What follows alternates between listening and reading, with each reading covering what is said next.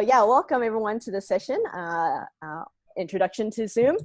So my name is Isadora Mock, and with me here is Laura. So we'll be co-facilitating this workshop today. And so as I'm presenting, Laura is going to monitor the chat. So if you think that your questions will be helpful to others, feel free to send a chat to everyone. So if you see let me just quickly see where it is. So there should be a chat button. So if you send a message, by default, it will be sent to everyone, and we'll try to address them. If you have more of a, I guess, private message, you can send it to specific facilitators, and we'll try to answer them when we have a moment. And so don't worry about writing anything down. We will be sharing the slides. So again, just to repeat, if you've just signed in and you haven't heard what I've asked previously, if you click on the participants icon at the bottom, you will see whatever name you have signed in with. So if you didn't sign in with your first name and last name, if I could just ask you to click on the More button and then rename yourself, just use first name and last name, that would be great. Then that way we can send follow-up materials. But the other thing I'm going to do now is that in the chat, I am going to, let me just try and send you all of you a file. So within the chat, if you're the host or the co-host, you can actually share a file. Of course, if the file is very big, I don't recommend sending it here. If you're teaching a D2L course, if you have big files, you can post it in your D2L course. But for now, I'm just gonna, just so you can see the feature there, I'm going to click on File and select the PowerPoint slide. So if you want, you can download it on your computer. So if you look at the chat feature there, you should be able to download the file. So it says Introduction to Zoom, and it's a small PDF file. So, but we'll also email them out later on with a link that gives you access to recording. And before I go even further, just a couple of things, just housekeeping again. If I get disconnected for whatever reason, or Laura gets disconnected for whatever reason, give us a couple minutes to rejoin, just because we're logging in from home, and we have lots of backup wired internet, tether, whatever we need to get back into the session. But give us a couple minutes to rejoin if we do get disconnected. And I apologize in advance for any background noise, if there's any. I have a puppy here and a husband who's working from home too, so your patience is appreciated. So maybe let me just pass the time on to Laura, just to see if she has anything to add before we go on to the slides. Not much, as I will be monitoring the chat, as Izzy mentioned. If I miss any of your questions, we will follow up later, so don't worry about that. We'll try to do it, but we have many participants, and yeah, depending on the amount of questions that we get, we will be able to answer through the chat or not. So be patient with that, please. Thank you. All right, so let's move on then. So here, this is just how you can do a mic test on your end. So of course, if there are people that can give you feedback as to whether or not you're coming through, but if you're just in the session yourself, especially if you're hosting a session or teaching a first class, it's would be best to kind of do a mic test on your end first. And how you do that is just the mic icon on your end. You will see that there is a little up arrow, and you can just select the test speaker and microphone option, and it will give you instructions. So basically just confirm if you can hear sound, and then you can record your voice. Now, if you don't have a mic yet and you're looking at getting one yourself, we would recommend getting a USB headset. So usually they're about, I guess, like $50 or so. You can either have a USB microphone, or you can have a USB headset. The reason I suggest that is because it's easier for the system to detect. Usually if you plug it in when you do the speaker and microphone test, we'll show you the brand of the microphone. And it's easy for you to kind of make sure you have the right device selected. Try not to get those old school headphones with like the 235mm jacks, because sometimes you have to do some color matching to make sure it's plugged into the right outlet. So so they're usually about $50. And if your computer has a built-in microphone, you don't need to purchase, I guess, a new device. But we would suggest having headphones plugged in, just so when people talk, you don't get that feedback going back into the microphone if that happens. So yeah, that's kind of how you can do a mic test.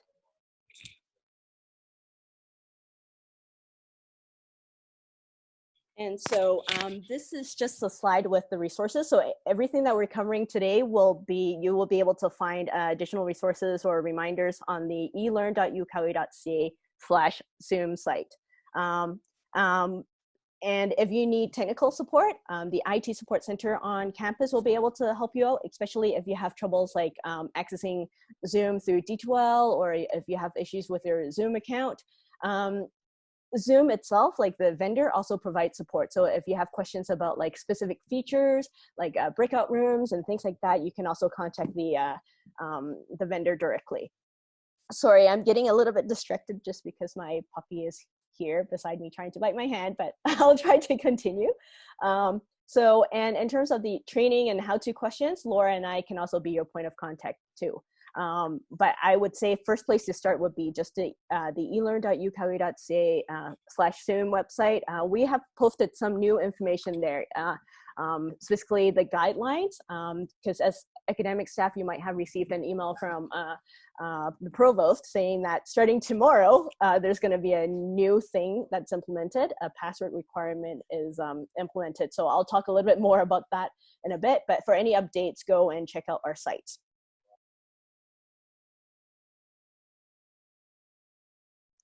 Okay, so in order for you to talk, pretty straightforward, there's the mute, unmute button. So if it's a big class, I would suggest like as the host, there's a way to kind of mute everyone. If let's say, for example, somebody has activated their mic without knowing, there's a way for you to kind of mute the participants. But when you're talking, like it's always good to just have control for yourself. So basically just using the mic icon, make sure you mute yourself if you're done talking. There are other forms of feedback too. So if you're just asking a question, you can use the chat. And there are also a couple other ways. If you click on the chat icon right now, there might be a couple of icons that you can use. There's even like a coffee icon. So those are kind of just like emojis that you can use. If somebody has enabled the webcam, you might also be able to see the reactions icon there, and then just use the clapping hand or a thumbs up. But that requires somebody to use the webcam. But because we're not enabling that right now, you can't see that icon. So those are some of the things if you just want to get some feedback. So pretty straightforward. So why are we using Zoom? What are the benefits? So today, I guess you had no troubles getting into the session. It seems like you're able to make it in, and we have 36 participants. So I would say it's pretty accessible. So you can join with your browsers, or if you have like a mobile device, like an Android phone or iPad or something like that, you can download the Zoom app. So it's free. There's also a dial-in feature, which we've never really had on campus. So there is a phone number for someone to dial into if they don't have internet access. So there's a phone number. I think it's toll-free. I haven't been charged yet. I've tried it a couple times. And so when you log into a session the first time, it will also ask you, like, do you want to join using the browser or join using the desktop app, or install the desktop app?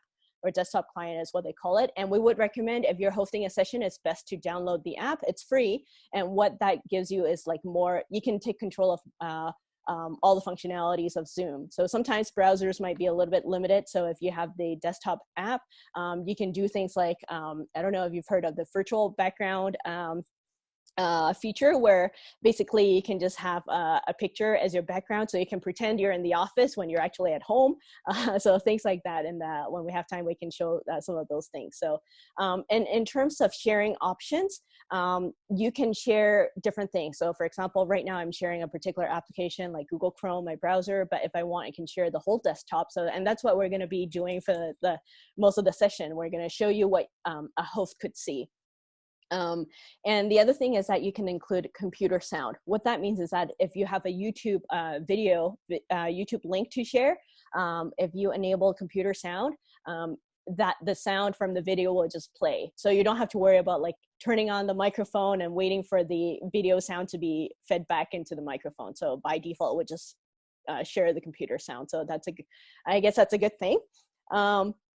And you're able to record the session, the meeting, and there are different options. So the two main options are the cloud recording. So it's stored as a link on the cloud, or you can have it saved on the computer. So right now I'm saving the recording on the computer. So you'll see probably somewhere on your screen, it says like either a red dot or a record button somewhere on the screen. And so it's being recorded, and right now I'm recording it on my computer.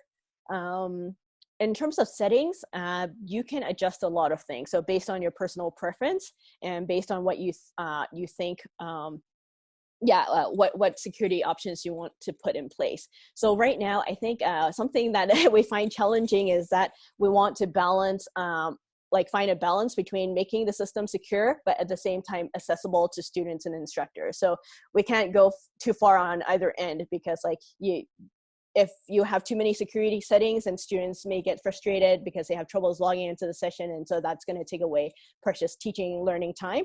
But if you don't make it secure, then there could potentially be other people who can log into the session. But starting tomorrow, and I'm going to talk about that more, a password will be enforced. So even if people somehow got a hold of the link to your session, if they don't have the password, they can't get in. And so, and in terms of video, multiple people can be using the webcam at the same time. I don't know what the limit is, but I know that for our staff meetings, we've had at least like 20 or 30 plus people using the webcam at the same time. Although I would suggest that, like, if it's not necessary, to not have everybody enable the webcam at the same time.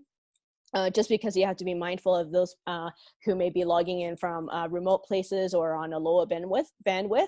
So you don't want to end up like kicking those people out just because like everyone's sharing the videos and it's not really necessary. And there's also integration with D2L, which means that if you are teaching a course in D2L, instead of sending an invite to everyone, your students can just go into the D2L course and access the Zoom function there. So you don't have to worry about like emailing passwords and things like that. And soon to come, probably in the summer, is that we're looking into integration with Yuja, which is our video hosting platform. We do have workshops on that, but we're not going to talk too much about that until we have more news about how Zoom and Yuja will be integrated. So so these are some of the benefits. And again, you can check out the slides later on. And so right now, this is just a screenshot of what I see as the host. And so you'll notice that because you're logged in as a participant right now, a lot of those features are not accessible or to you. And so as the host, you can grant participants special privileges if you want. Or for example, right now, you notice that like Laura is the host, but I'm the co-host and Brandy is the co-host. So that way we can kind of collaborate. But usually the host would be the person who's creating the meeting. So they can set specific restrictions and do different things, such as like using the poll feature, which I will use in a little bit. But for now, I'm just going to quickly show you a screenshot of what I see as the host. So as the host, some things that I would see that you won't see on your end would be the security button. So that's something that's newish. It's just to give you more control as a host, to kind of, let's say, for example, lock the meeting. Let's say you have invited a lot of participants, and some of them are external participants, but let's say after a certain point, you don't want anyone else to be able to log in anymore. So you can lock the meeting. So after that point, people won't be able to log in.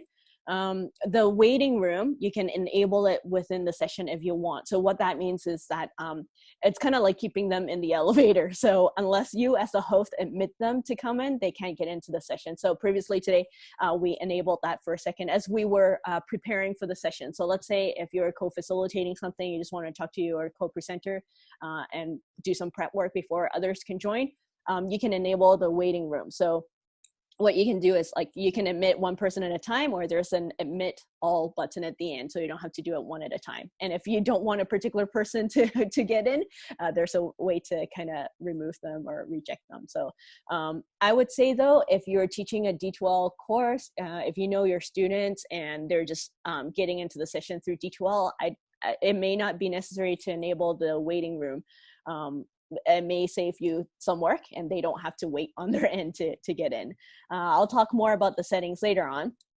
And then there are other things. So for example, under the security button, I can enable the ability for participants to rename themselves. So today I enabled the ability for you to rename, just so if you didn't log in with your first name, last name, you can still rename it. If you have invited external guests, you can turn that off. So that way, if you don't really know the person and they won't be able to kind of rename themselves as like Batman, Superman, or something else. So, but those are security features. You can decide whether or not to use them. Again, there are other things like chat, which many of you have used already. And as the host, you can send a file. So there's the option to send a file. The most common file types would be accepted. But if you try to send something like with extension .exe, then it won't let you because those are potentially viruses. So, and those things are blocked by common file types that should be accepted. But again, try not to share files that are super big. Yeah, and so again, there are some, I guess, options here. You can mute all, so nobody could, but so if you need to turn everyone's mic off, you can do that. And when you click on mute all, it actually gives you the option to say, like, can they unmute themselves? And I would say, like, yeah, it's probably best to allow people to unmute themselves so they can actually talk, and instead of just like being restricted to the chat. If you have a large class though, you may want to mute them and ask them to use chat, or if you're doing a big presentation, you may want to, yeah, just kind of set those restrictions. So those are some options. As the host, there is also the breakout room feature, which Laura will demonstrate later on. But what I'm going to do now is I will just quickly use the poll feature. So as the host, there is the poll feature. So the poll, what I can do is I can just set one up by clicking on that button, or I can preset it as I create the meeting. So I have preset a poll before, so I'm gonna just maybe stop sharing my screen for a second because I get super confused, and then I'll bring up the poll. All right, so for me, I've set up a poll with one question. And so you'll probably be seeing a prompt on your screen that says your experience with Zoom. One question: have you participated in a Zoom session prior to March, before we started working from home? So you can just select an answer and I'll show the results later on. So as the host, right now, as you're answering, I can see a timer. So it says like it's 20 seconds right now. So I'll give you maybe I don't know, a minute to kind of complete this poll. And as the host, I can see the results coming in. I can launch or share the results later on. So as you set up the poll, you can decide if the results are anonymous or not. And you can set up a question with up to 10 choices. So right now I just have 2 choices, but I can set it up with like maybe 10 answers. And I can set it up so like it forces you to select a single choice, or you can select multiple answers. So for now, it's just yes or no. So I'm forcing you to kind of pick that answer. So let's stop in 2 seconds. All right, I'm gonna end the poll. And so now it's down, and then what I'll do is I'll launch, share the results, and you can see, okay, so prior to March, most of you have not used Zoom. Okay, so for the 10 who have participated in a Zoom session, maybe you can just take over and teach a session now. So you probably have more experience than me. Laura and I are kind of new to this tool. The Zoom got implemented within a couple of days, and we're just learning on the go. So if you have questions today that we can't answer, we'll try to follow up or at least test it with you. But yeah, be patient with us. All right, so I'm gonna stop sharing that and bring the slides back. And let's see. All right. So yeah, so the poll feature would be here. Okay, so one more, oops, sorry. It's gonna go back to the right slide. Okay, so these are some of the highlights or features that we're going to talk about today. Audio, we've talked about already. Video is just a matter of turning on the webcam. Just remember that like when you use the webcam, it's just for the video, for the image part. So if you actually want to talk, you have to make sure you enable the mic. Chat, we have done that already, nonverbal feedback. So if you use the emojis, that's kind of the nonverbal feedback. So polling we've done already. So yeah, so yeah. You see, we have a question that someone is asking if you can show how you set up the poll. Yeah, I can do that. I'm just going to put a note, and as I go to the portal in a little bit, I will show you that as I share my screen. Thank you, and thanks for the reminder. And so, yeah, what we're going to be talking about would be whatever is on the slide here. So if you don't have your own Zoom account yet, we'll show you how to get an account. So for you, it's pretty straightforward as long as you have an IT account as a Calgary staff member, faculty member, or even as a student. If you have an IT account, you can be provisioned a Zoom account. And I'll quickly talk about the differences between a personal free account versus the university licensed account. We'll talk about how to create meetings, how to schedule it as a link. So you can invite guests or you can schedule it within the D2L course. So, and even if you schedule it within a D2L course, you can find that information on the web portal side too. So if you need to invite a guest speaker into your D2L course and they don't have access to your D2L site, there's a workaround. And then Laura will talk about the whiteboard, which is a feature where you can encourage collaboration, annotation if you want, again, that collaboration, breakout rooms and recording. So those are some of the things that we're gonna talk about today. But before I go on to talk about, show you how things work, you might have received an email yesterday from the Vice Provost, Drew Marshall, saying that starting tomorrow, which is the start of the spring semester, a password will be enforced by default when you schedule a new meeting, whether within D2L or outside of D2L, just as, I guess, a security measure. That way, if somebody happens to get a hold of the link, they would still be required a password to get in. So kind of like today, you're required to have a password. So even if you had the link, if you didn't have the password, you won't be able to get in. So we have these specific links that you can refer to, as well as to for students. But in that email from the Vice Provost, and I think that message was shared in multiple places, even as an announcement in D2L, you'll be able to find instructions and links, and basically they point back to the Zoom, eLearn Zoom website. All right, so what I'm gonna do now is I will share my screen.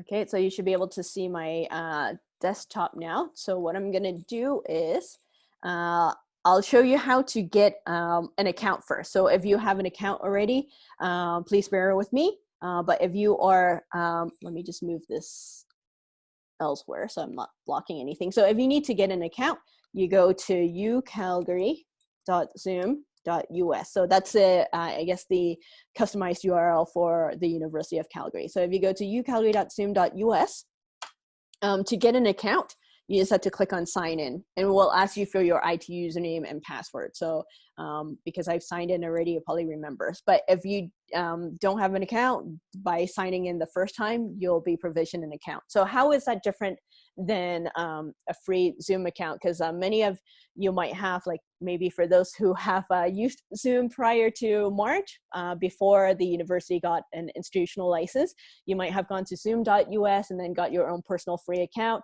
But the free account only allows you to host meetings that are up to 40 minutes, and you can only have maximum 100 people in the meeting. But with a UCalgary Zoom account, you can host meetings that are that have up to 300 participants, and I don't think there's a limit as to how long your meeting can be, at least longer than 40 minutes. So and we've had meetings for very long. So yeah, so I would say make sure you go to ucalgary.zoom.us and sign in with your IT username, and that would give you a licensed account.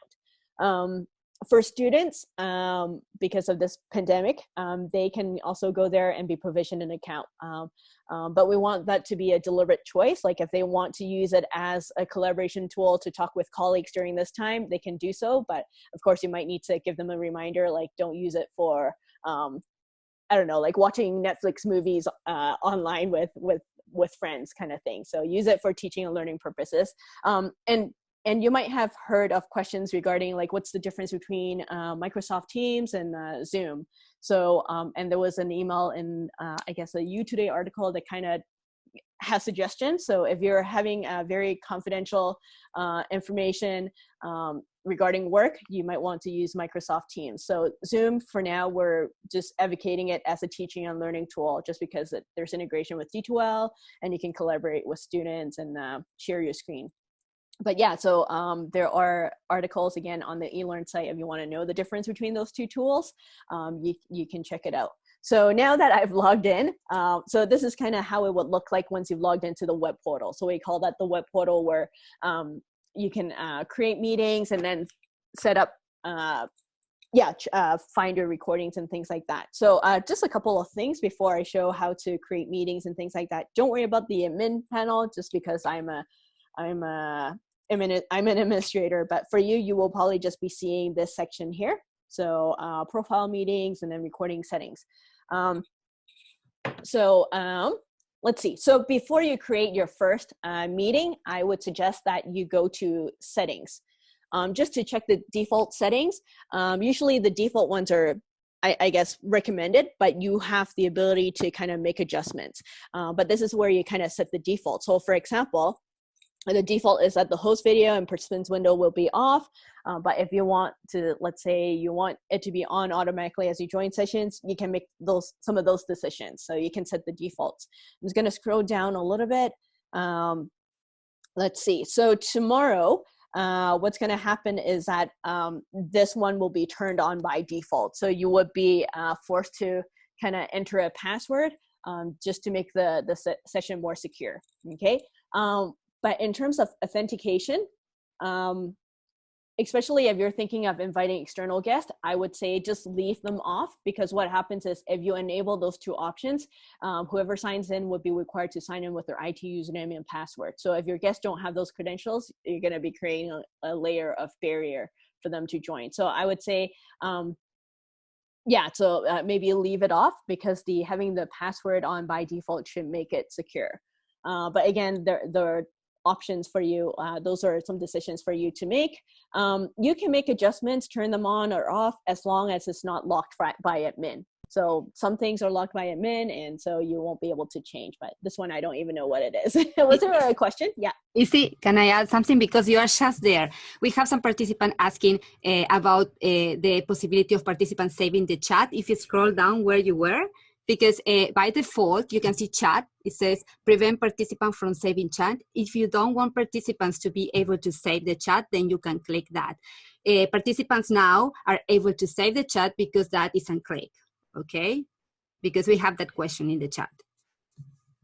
Thank you. And so, but as the host, let me just go to share the chat quickly. There are a lot of chats that I have missed, but so as the host, you can go to save chat. And so the chat as of this point will be saved. And then if, let's say, I don't know, half an hour later you go save chat, I think it will kind of refresh and save over the old one. So it will get the whole history.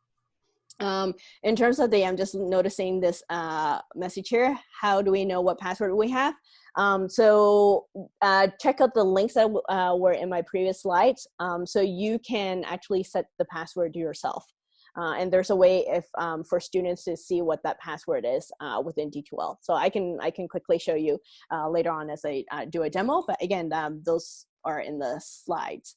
So these are some settings for the meeting itself. Let's just click on recording, and you can see the settings for the recording. So if I decide to do a cloud recording, I can decide what I want saved. So for example, I can have the messages, the chat saved, or I can just not have it. And even if you have the chat saved, there's a way for you to kind of delete it from the web portal before you share that link with others. So you may want to just have everything recorded and then delete whatever you don't want after, then share the link. And yes, like if you do a cloud recording, it will be a link. So let's see. Okay, so these are some recordings. Again, there will be a password that's enforced. and there's a way for you to manually change the password. But for now, it's randomly assigned, just as a security measure. Zoom kind of enforce that. So again, we're putting all that documentation on the eLearn website if you need reminders, but we'll quickly do demos today, just for your quick reference. So these are some things that you can make decisions on. So after you've kind of set the default, you can create your meeting. Okay, and for the meeting itself, you can still make some exceptions. All right, so to create a meeting, we can go to meetings and then schedule a new meeting. So all the meetings that I've previously created, they're here. Oh, and before I show you how to schedule a meeting, since somebody asked about the poll earlier, this is the session I've created today. Okay, so if I just go there, scroll to the bottom, there's actually here I can add the poll. So this is where I can add the poll. I've created the meeting, then I can add the poll there. Okay, so let's just try to start creating a meeting from scratch. Okay, so schedule a new meeting, and then you just give it a name. So meeting, let's say test, I don't know, May, what is it, 5th? You can have a description, but it's not necessary. And then this is where you can specify the official start time. So, but let's say I set it to be 12, but I can actually join as a host before then. And then I can set it for 2 hours, but it doesn't kick people out. Okay, so even if I've reached that 2-hour limit, it won't kick me out. All right, and then so don't worry about registration unless you are thinking of a big seminar where you're kind of inviting external people and you want them to register. But otherwise, you can just leave it as is, unchecked. So the password thing that I mentioned. So right now, because it's May 5th, that has not been enabled yet. So tomorrow what happens is this one will be on by default. And then it may already pre-assign a password, but I have the ability to change it. Okay, so, and I'll show you how to create a meeting in D2L. But yeah, so tomorrow this box would be checked by default, which means that the password is required. Yeah, so that's what the password is. And a couple other settings that you can, meeting options that you can kind of consider, enabling or turning off. So enable join before host means that even if you're not there as host, your students or your participants will still be able to log in, okay? Will be able to join the session. So I would say if you're creating it in your D2L course and the students are just joining there from D2L, it's okay to allow them to join before host. If you're inviting external guests though, it's a decision that you might want to make. So like, do you want people to be able to log in before you, or do you want to kind of have you log in first and then other people can log in? Okay. Mute participants upon entry, that's recommended. Enable waiting room. Again, that's a choice you can make. If you enable waiting room, what that means is that you as the host needs to be there and you would decide who gets to come in and who gets rejected. So it's kind of like people will be like sitting in the elevator or standing in the elevator or like standing outside your door and just kind of pressing the doorbell. So do you want that to happen? So it's up to you. If you have a big class, I don't recommend enabling waiting room, especially if you have like, you're expecting late comers. You don't want to have all those pop-ups saying like, oh, somebody is trying to get in and you have to admit. So yeah, that's a decision up to you. On the eLearn site, we do have some recommended settings, but again, you have to think of your own situation. You want to find a balance between making the system secure and making it accessible. And as like administrators, we're still trying to kind of make some of those decisions. All right, so those are kind of the main settings. Here, there's one that says alternative host. So let's say, for example, you're hosting a workshop, kind of like what Laura and I are doing today. I have pre-assigned Laura, who has a Zoom account. I just put her email address here, and I'm pre-assigning her as the host. So what that means is that one of us can log in and we'll have host status. So we can start doing things without having to wait for the main host to get in. So that's kind of how you can collaborate with other people, but they need to have a host account. So that's kind of the, just the information. So I'm just gonna leave the password here, okay? And what I'm gonna do is I'll go to save. And so basically, this is the link that you can send to others. But because I've set the password, I would need to know what password to send them. So if I go to copy invitation, it's got a lot of information, but the main things that you kind of need to share with your guest or participants would be the meeting link, or the meeting ID, which is just the same information as here. And the password will be here, okay? So, and there's the phone number for them to dial into if they don't have internet access. But I would say, just because like if you're sharing a screen and other things, it's best that you join using, I guess, internet, Wi-Fi if possible. Then that way you can see what others are sharing on the screen. So that's kind of how you would set the meeting up on the web portal side. And so now I'm going to quickly demonstrate how to set that up in D2L if you're teaching a course. So I'm just going to quickly log into D2L. Let me just log in with my account. Oops.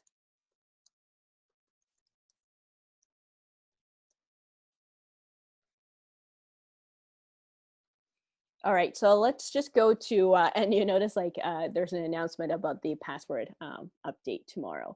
I'm just gonna quickly go into my sandbox. So to find Zoom in your D2L course, you would have to be the instructor.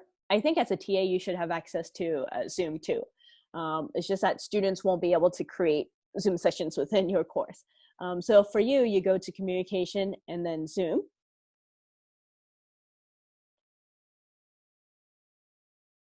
And then I can schedule a new meeting. Okay, so again, I'll just have something specific. So I would recommend that, especially if you're planning to record your lessons, to set up separate links for each meeting, just so it's easier to kind of know which recording is tied to which session or which class. So I'm just gonna say May 5th test. Okay, and let's say it starts at 12:30, 1 hour and a half, just similar, very similar. And those settings you'll see is very similar. So again, tomorrow, this one would be checked by default. So in D2L is, you notice that it's blank. So you can actually set your password. Whereas I think on the web portal, for some reason, it just assigns 6 numbers, but you can certainly change it. But yeah, so tomorrow this one would be checked. And in the class, you can enable join before host, just so students can join. If they try to join before, if this one is not checked, if somebody tries to join before you, I think you may get notified with an email saying that someone is trying to join your session. But I would say if it's for your course, just allow them to join. Maybe the classmates want to talk to each other before you join the session. Okay, so again, waiting room, within the D2L course, you may not want to enable the waiting room.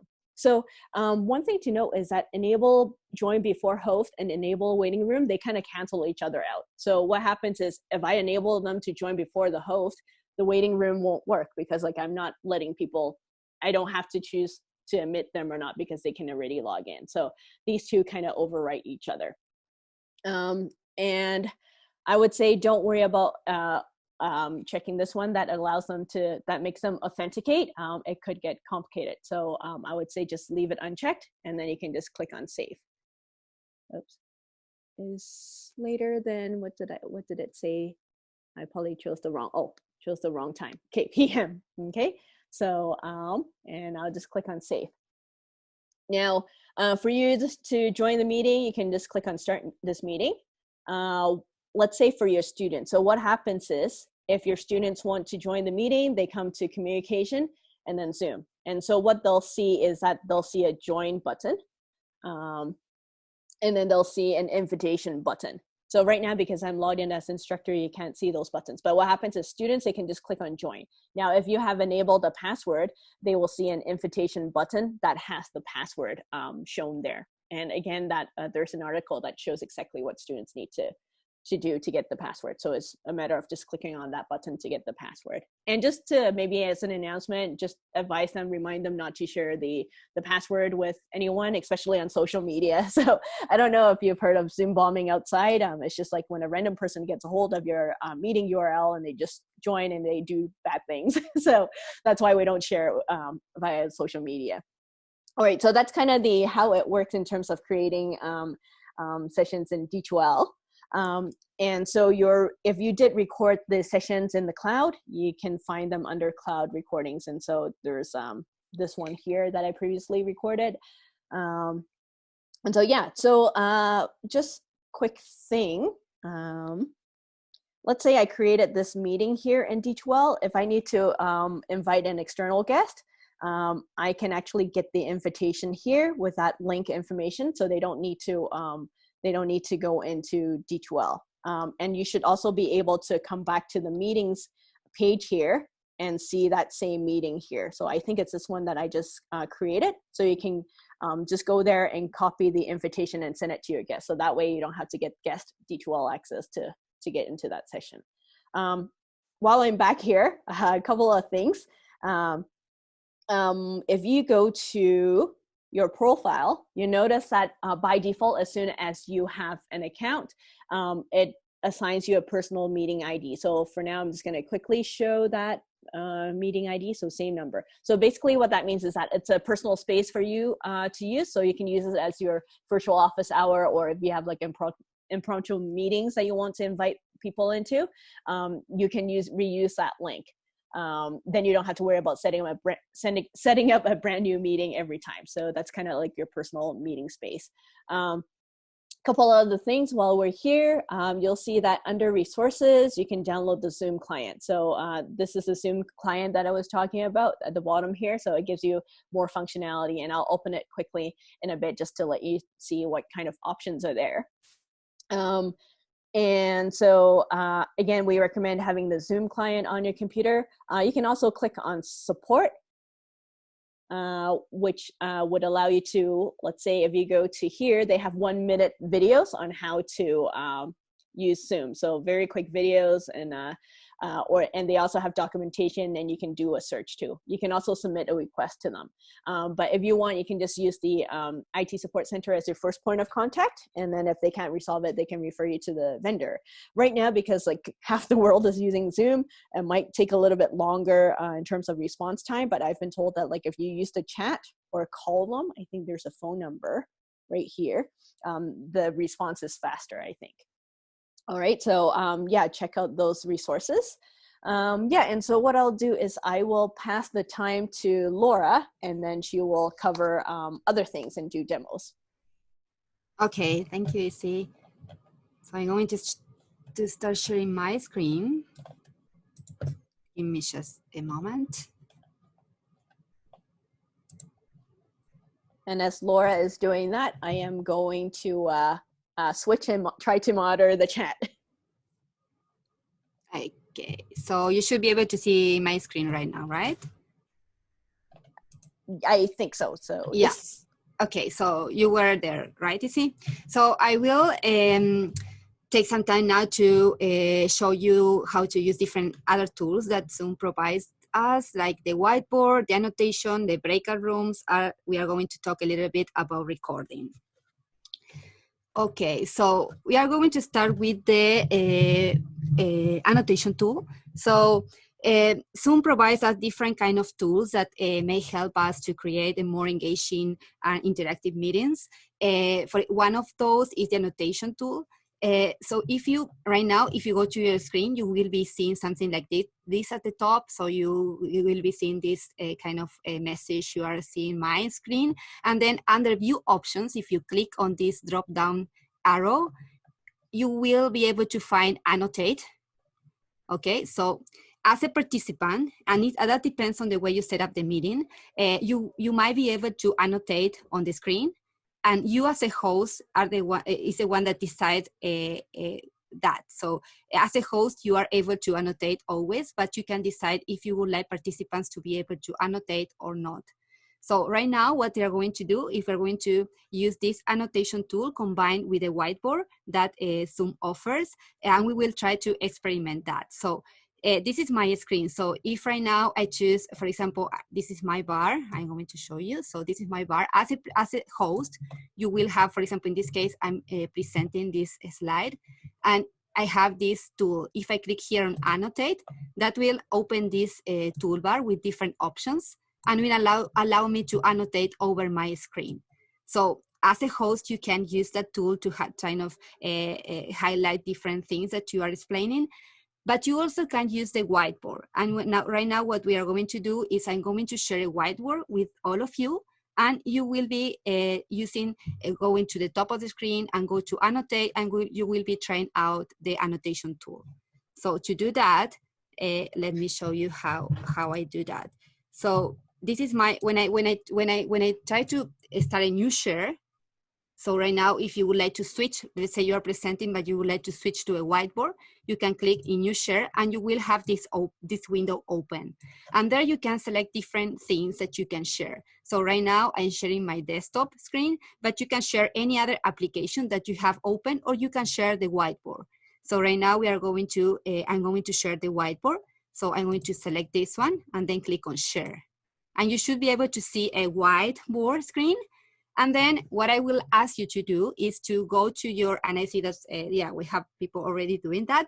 So just start trying out the annotation tool. So this is the tool that this is my bar. I will move it so it is not interfering in yours. And I will move my bar. So you can start annotating, and you can see that you have different options. You can write a text if you want, using your keyword, or you can use the freehand, you can draw, you can add shapes. You can also here, let me just show you. Here you have this spotlight. You can, if you click here, you can use kind of a pointer, and while you're explaining, you can direct the attention to different parts of your content in your slide. So this is pretty useful too. You, as a host, you can always erase someone else's content in there, and you can decide if you would like to have, for example, here you have this arrow with a name attached. You can decide if you would like to have those annotations anonymous, or you would like to have the name attached to them. It depends on the activity that you are doing and the way you would like that to happen. Yeah, so another thing that might be useful, if you look here at the bottom right, you see this plus. If you click on that, it will create a new page. Okay, so this is page 2 right now. So you can create as many pages as you need, and then you can always download these pages at the end of the session, and they will be downloaded as an image file. I think it's a PNG file that you can open, and you will have all your whiteboard, and you can later share if you would like to share those annotation with your students, or you can keep for yourself. Okay, and here is, you can save at any time, or depending on the settings that you chose for the meeting, they can be automatically saved at the end of the meeting. Mm-hmm. So Laura, a question came up. Does the annotation change when slides are advanced? So I'm thinking we're talking about maybe 2 different features. One is the whiteboard where participants can annotate, but there's also the option where I'm kind of sharing something. So maybe if you can elaborate on that. That's a good question. So, and we are going to look into that when we get out of the whiteboard. But the answer is no. So if you're annotating over the slide, and then you go to the next slide, you will have to claim that because the annotation will be on there, okay? So that's why if you're annotating, just after you did something, or you can save that slide and then go to the next one. You don't have this thing like here that you have these pages. But depending on the way that you would like to use that, I would suggest if you just want to kind of highlight things, use the spotlight, so that one will go away. And Laura, could you show the spotlight function again? I think. Yeah. So if you go spotlight, then you see here. Okay. I don't know. And this one, I don't know. This one is just I don't know how exactly this one works. Yeah. This is just an arrow, but it's just to point things, and it will stay there. And if you don't see the spotlight option, it could be something that's available to the host, I'm thinking. Let me. Oh yeah. The spotlight is available to the presenter, to the one that is hosting the meeting. Okay, that might be the reason why you are not seeing that. But if you're hosting, you will be able to see that. Okay, so now what I'm going to do is I'm going to go back to my presentation, and I would think to do that instead of, because you have different options, instead of stopping the share and start the new share, is by using the new share, because this will create like a smooth transition. So if I go new share, then I have my options again, and I can go back to the screen where I was before, and I very quickly come back to my presentation. And you can see here that here we have an annotation. Now, if I go, so someone write test, if I go to my next slide, I keep seeing that annotation. And that was the question, okay? So if you're annotating over your slide, keep in mind that might be some temporary annotation. So if you go to the next slide, you will need to remove that annotation. So let's say you are writing, just use that to highlight things. So you will have to have this open and then erase that one. So click on the erase and erase that before going to the next slide.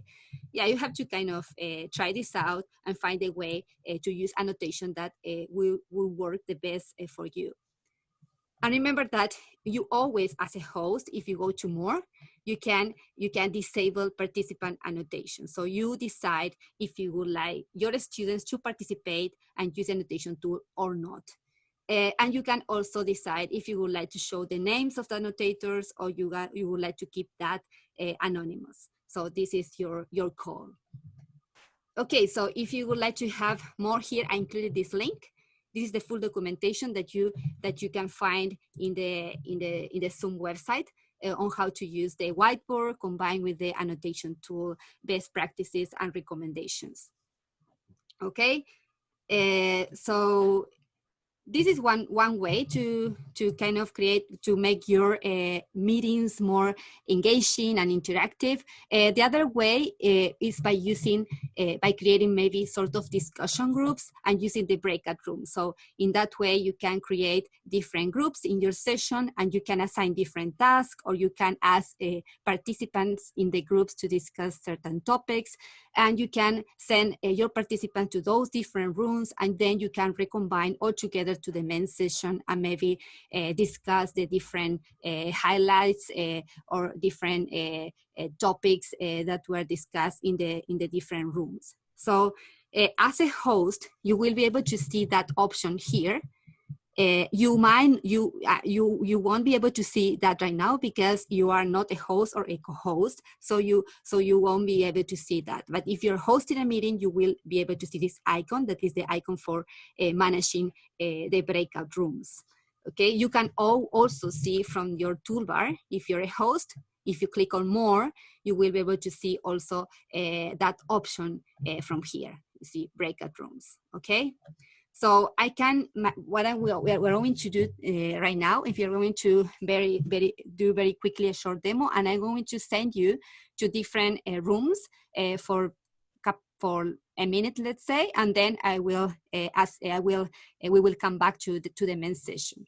So to do that, I'm going to share my other screen. So I'm going to do new share, and I'm going to share my other screen so I can show you better how it looks for me as a host when I'm managing the breakout room. So now you're seeing my screen, right? So here I have the breakout room button. If I click on there, it tells me that I have 34 participants.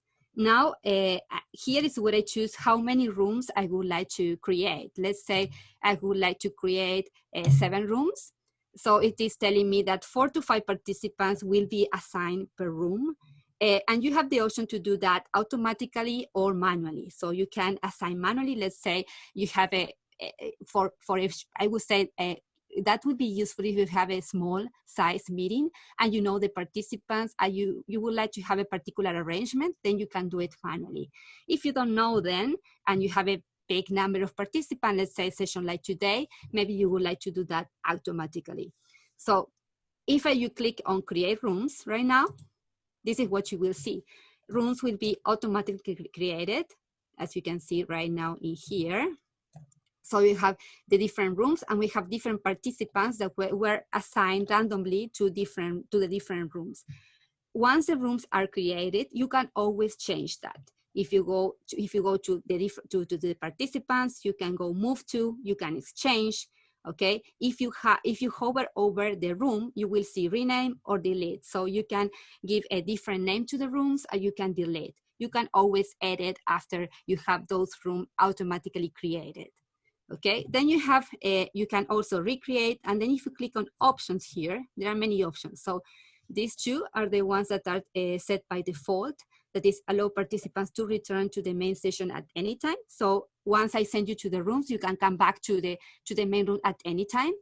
And there's a countdown after closing a breakout room. So I will be sending a message to all of you saying, well, the rooms are now closed or are going to be closed. And you will have 60 seconds to come back by yourself, or after that time, you will force to the main room. Okay, so there are options that you can try it out, like move all participants into breakout room automatically, breakout rooms close automatically after a certain amount of time. There are many different options that you can set that. So right now what you're going to do is I'm going to click on open on rooms. You will be able to see a message that will tell you to join to your room. So you need to just click on that and you will be directed to your room. So right now I'm going to do that. So please remember to check to click on that window. And then I will be sending a broad message to all of you, and we will come back to the main session, okay? So yeah, so now you should be able to see that.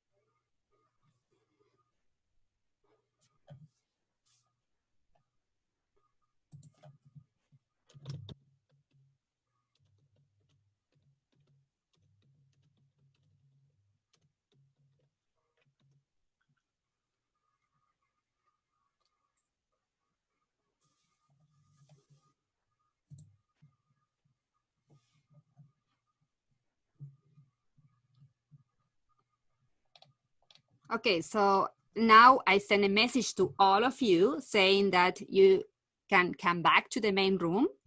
And now I'm going to close all rooms. So you will be saying a message that it will count down until the rooms are closed. While you are sending your participants, as a host, while you're sending your participants, while they are in the rooms, you can always join. So if you would like to talk to them, it's not possible to talk to them simultaneously, but you can show, you will have to join each room if you would like to deliver a message. If you would like to send a message to all of them, the way to do it, that is by sending a message like I did, like there's a button that says broadcast message, so you can send a writing message to all of the participants. But if you would like to talk to them, the only way to do that is joining to a particular room and then having a conversation with them, okay? Okay, so I think we have 2 more participants that are hanging out in the room, but they will be forced to come back when the time is out. Okay, so here we have 3 seconds. I don't know if you, okay, so now all of you are back. So I'm going to be closing this. And I'm going to go back to my other screen. So we go back to the presentation. So when you were in the breakout room, you are able to use all the features. You are able to share the screen, to use the chat. So I don't know if you use the opportunity to try them out, but as a participant in that breakout room, you are able to use all Zoom features. I'm not so sure about how the recording is work within the breakout room. Something that we need to try it out. Okay. I think I'm thinking that probably what's happening in the main room gets recorded because I don't think it will have the ability to record everything that's happening. I think participants are able to record what is happening in their individual breakout room, but I'm not really sure about that. It's something that we need to try it out, right? I don't know if you have an idea of how that is working while you are in the breakout room. I'm not sure, but I think there is if previously you might have used the Adobe Connect meeting web conferencing tool on campus. So something that's different from that program is that in the past you could have preloaded something into the breakout room, whereas here I think you need to be actively in that room to be able to share. Yeah. And then there were some questions about, let me just see. Maybe I'll just try. So there was a question about pre-assigning participants into the breakout rooms. So I don't recommend pre-assigning just because that may potentially cause some login issues, or you would have to set up registration, and the people you are trying to pre-assign, they need to have a Zoom account. So it won't work if you have external participants. So there's a link that kind of identifies the limitation. So I would say, because it's pretty easy to kind of like move people around within the session, try to do all the assigning in here. So instead of trying to pre-assign. Yeah, keep in mind that if you would like to pre-assign, you have to, the user has to have a web account, Zoom account, no matter if it's internal or external, but they have to have an account. If you have users that they don't have an account, then it will create more problems, so it's better to set up the rooms on the meeting itself rather than do the pre-assigning them.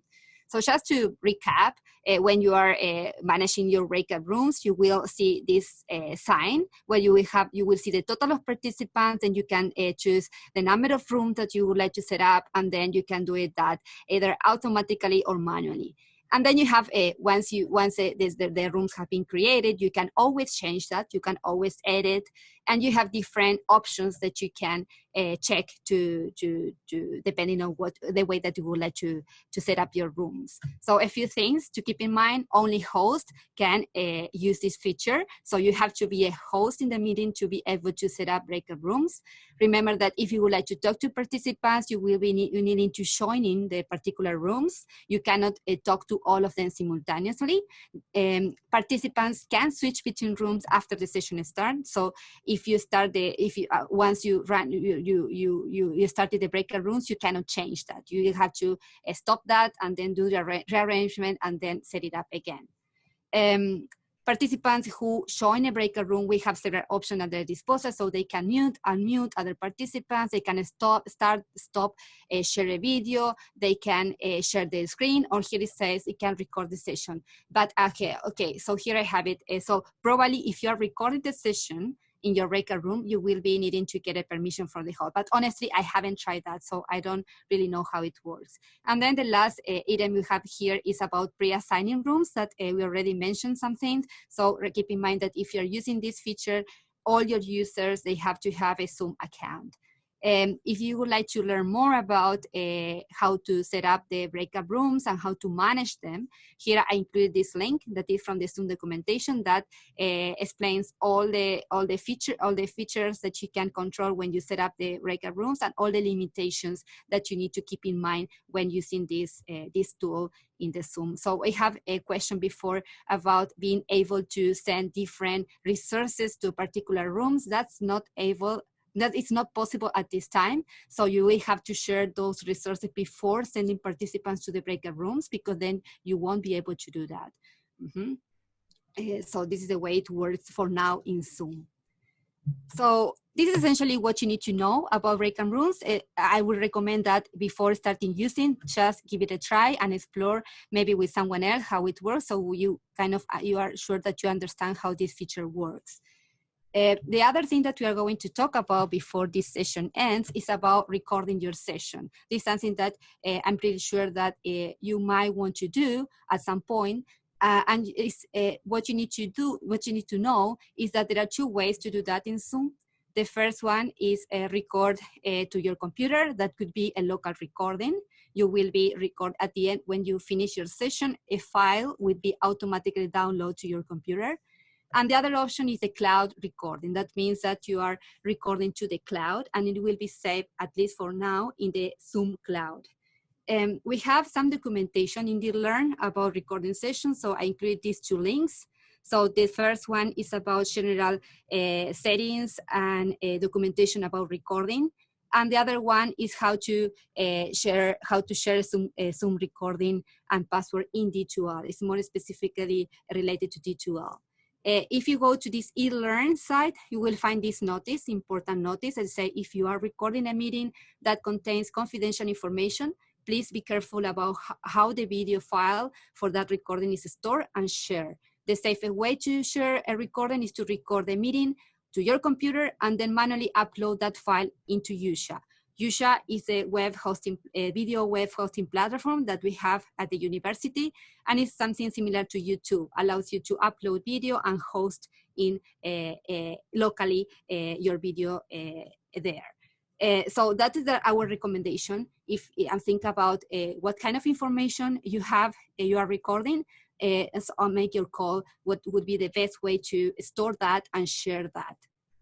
So going back to recording, just very quickly, I would like to show you how it looks like in your screen when you are, let's move this around. So when you are sharing, let's say you are about to start your session, you're about to start sharing your screen. Here you have the record button. So if you click on there, you have these two options I was talking about. So the first one is record on this computer. The second one is record to the cloud. So if you are recording, so right now we are recording, and you will be able to see in your, so you can see here in your screen, recording, and you can also see that in the participant window. You see now, right now, beside easy names, you can see a circle with a red dot inside. That means that this session is being recorded locally. If you are recording to the cloud, you will see a cloud shape with that red dot inside. So this is a different icons for these two options. If you don't see that, that means that you are not recording the session. So always make sure that you see those signals, those signals, so you are recording the session and you don't have a surprise at the end of the session that your session was not recorded. Okay, so now we are going to go back to my other screen. So I go back to the presentation. Okay. Okay, so if you're recording to your computer, very quickly, what you will have at the end of the session will be these files. And it depends. You always have the choice to record the chat together with the video on the audio. And it's up to you. It depends in the way that you set that meeting.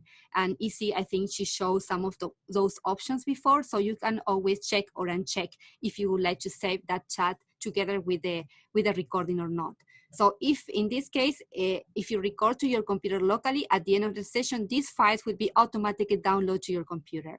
So if you are recording the chat, we will have an additional file that will be a text file with the chat. In this case, I was not recording the chat. So if you're not recording the chat, essentially we'll have these three files. This one is an audio only. Then you will have the MP4, that is the video we combine with audio, of course. And then you will have this playback M3U file that is kind of a playlist. Let's say you are recording many events during your session, many times. Each recording will be downloaded separately, and it will combine in this playlist at the end.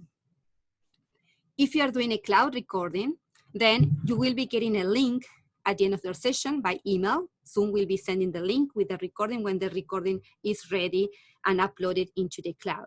But you can always find this recording if you go to the web Zoom portal, and I'm going to show you where you can find that. But essentially, you will be getting a link that this one, if you click, it will take you to the link with your recording. So this is a session that I recorded. Oh, and you will see, and you can share that, that link with your students. So where do you find that? If you go to your Zoom portal, you can see here, if you go to recordings,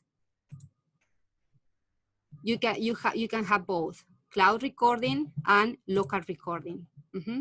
So if you save to the cloud, you will be able to see your recordings in here. You can always find the link if you go to the web portal.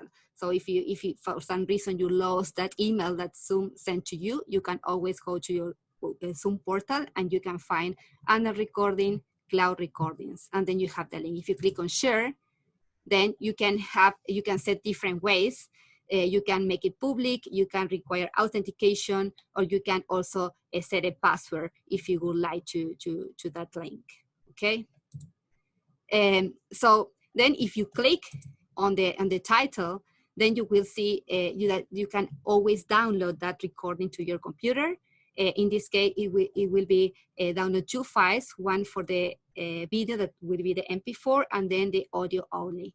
And you can always share the link. If you would like to share just the audio, you can do it from here, okay? Clicking here, and the link is copied, so you just need to paste and share with your students or your audience.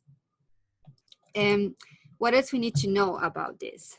So can I jump in? So there was a question about like if we recommend local recordings and then saving to UJA. So so a couple of things. So if you plan on editing the video itself, you might want to record it locally. So you start with having the file with you, and then you can edit and then upload it directly to D2L as a file if it's less than 1 gig. Because like D2L, if you have a video file, as long as it's less than 1 gig, you can just add it the normal way, like as a file. But if you upload it to UJA, what you can also do is UJA comes with a free editing online software or online tool. So you can use UJA to do some editing there. So many different options. But yeah, so again, we're looking into integrating Zoom with UJA, so you'll get more information later on. So, but maybe I'll just quickly jump in and share my screen for a second, because it may make more sense for you to record to the Zoom cloud right now if you have your sessions in D2L. So Laura, can I just quickly share? Yeah. And let me just go to here. So let's say if I've created my meeting in D2L, what happens is if I record the cloud, the recording will actually appear if you go to communication Zoom and then click on cloud recordings, it will be there already. So in the meantime, like before we have the UJA integration, if it's just your regular lessons, you can record it in the cloud, because by default, a password is required to access the recording too. So you don't have to worry about like people getting a hold of the link. So for students to actually listen to this recording, they can click on this link here. So when they go to cloud recordings, the only thing is that right now, again, because the password is enforced, to find the password, you kind of have to look for it here. And again, we'll be updating documentation on the eLearn site just so you know how to get that password. But right now it's randomly assigned. And by default, you should also be getting an email with that same information too. So yeah, I guess for now, before the UJA integration, if you don't have any super confidential information, it's just a regular lesson that you're teaching, and you don't need to edit or anything, then you can record it to the cloud and then it will appear here if you created the session here. And we have that notice that I share in the slide that is in our eLearn documentation site. That is a suggestion. If you have highly confidential information and you're worried about uploading that into the Zoom cloud, it's always a good option, or the best option, to record locally and then decide the way that you would like to, how you would like to store that file and how you would like to share. UJA may offer at this time better options compared to the Zoom cloud. But again, this depends on the sort of information that you are recording and you are changing in your session. And I'm just taking the opportunity that we are in the D2L side of the thing. So you can see that you can access your recordings through D2L too, but you may not be able to access to the whole information of your recording. So if anytime you would like to see the whole information about your Zoom, the full details, you need to go to the Zoom web portal, because you may be able to access to certain part of your information going through D2L, but I always recommend to go to the Zoom. So if you see that right now that you're there, if you click on local recordings, because you may want to know what is in there. So that in there you will find all your recordings that were downloaded to your computer. Let's say you don't remember the path where it was automatically downloaded, so then you can find it here. So you can see location. This is the path in your computer where that file was downloaded. And this is useful information because you may, I don't know, maybe it was by default, it will pick a place, but maybe you haven't seen that information, and then you are not able to find in your computer. Remember that you can always go to this place and it will tell you the exact place where that file is stored in your computer. Okay. So I don't know if we have anything else to add regarding recording, Cici. I don't know if you would like to add anything else. No, I think, yeah. So again, yeah, sorry for not giving you a lot of useful information, just because we're kind of in the middle of integration, but not fully yet. But yeah. Okay, so if you're okay, I'm going to switch back to my screen. Yep. Okay, perfect. So I'm going to go back to so one thing that you may want to do, some instructors, they would like to use a Zoom to pre-record their lessons and then share with the students. So if you would like to do that, you need to make sure to check that you have the right video settings before recording your session. So in this case, you are not running a live session of your lecture. You are just using Zoom to create a record lesson.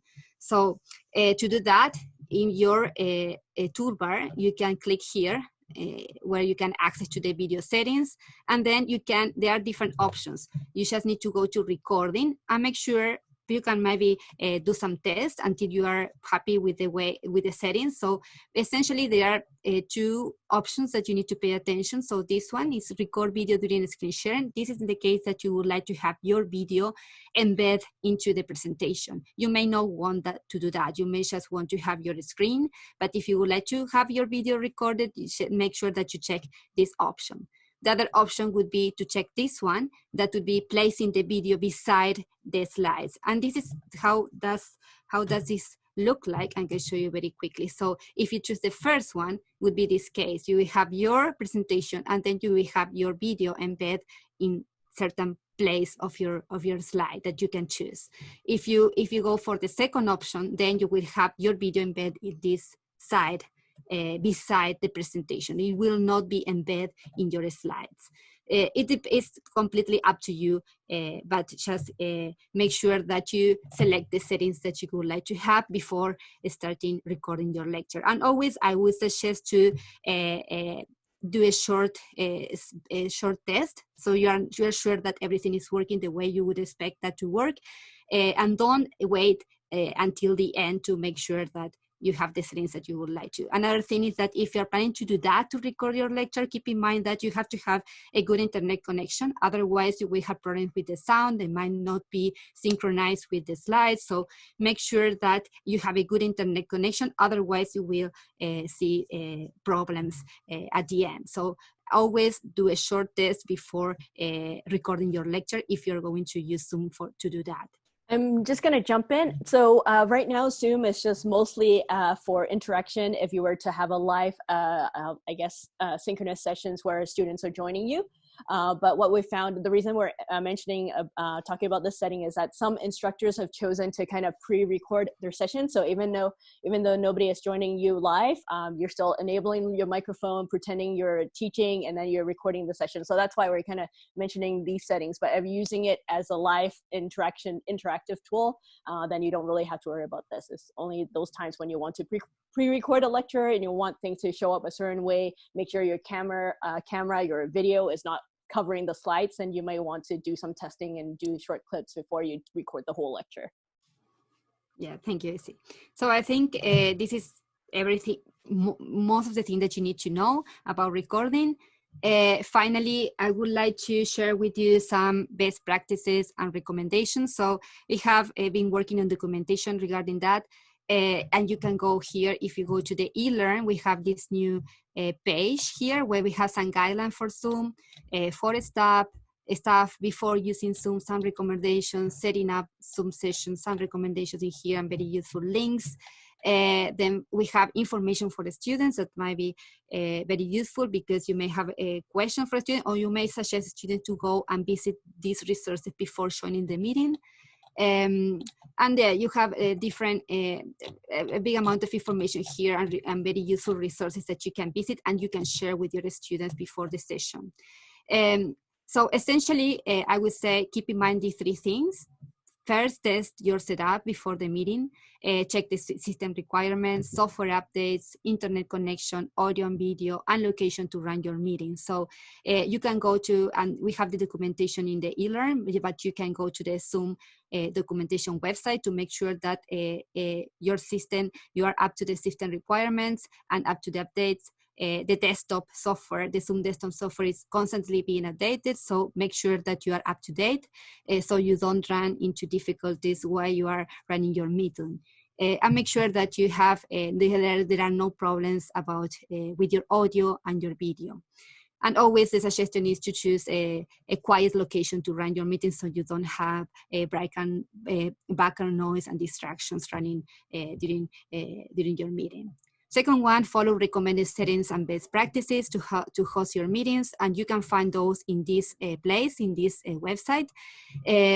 How to secure the privacy for your meetings, check your meeting settings, make sure that you have the settings that you would like to have, and know how to use some features. And that's very important. Feel comfortable about the different features, and make sure that if you're going to use a feature, you test before and you understand how it works, so you don't have any surprise during the meeting. And the last one is establish Zoom etiquette norms for online communication, so you have a positive interaction, online interaction. We have some suggestions here. Include an etiquette or etiquette statement in the course syllabus, refer to the student code of conduct, so you have all the links that you can visit if you click after, and consider placing alongside academic integrity resources. Set clear expectation for a students' interaction when participating online. And we have a very good resource here that we have recently created that is about that, setting up positive learning environments in Zoom. We have a lot of different information and resources, how to deal, for example, with lack of participation, with a chaotic classroom, getting off track, and even participation and opportunity, how to use Zoom in a way that you can get the most of an online positive learning environment. So yeah, check out those resources. They are very good, and I think they can provide you a lot of guidance and help on how to use Zoom in your classroom, in your classroom. Finally, we have here some useful links if you need help. Zoom offers live training on a variety of topics, as well as videos and self-help guides that you can check out here. Here we selected a couple of them. So here you have Zoom support, training materials, live and recording online training, and troubleshooting testing your microphone and speakers. Remember that for more specific Zoom documentation regarding more UCalgary or G2L, please visit our documentation site, that is the eLearn site, where we have a collection of articles and resources that you can explore. So as you can see, there are many of them. And remember, keep this always in mind as a resource for the students too. If you look for the students, there is also a section for the students that we are working on that you can send for the students, so they know what to expect and how to use Zoom. And I think we are almost on time. Yeah. So I don't know, Izzy, if you would like to add anything else to to this? So in terms of recording, everyone needs to leave the meeting, or the meeting needs to be ended before it will start converting or processing. So that's the thing about a recording. So yeah, thank you everyone for coming to the session. And if we have forgotten to answer your question, you can just put it in the chat one more time, and then we'll try to address that. And we'll follow up with the recording link and a presentation later today. Thank you. Thank you, all of you.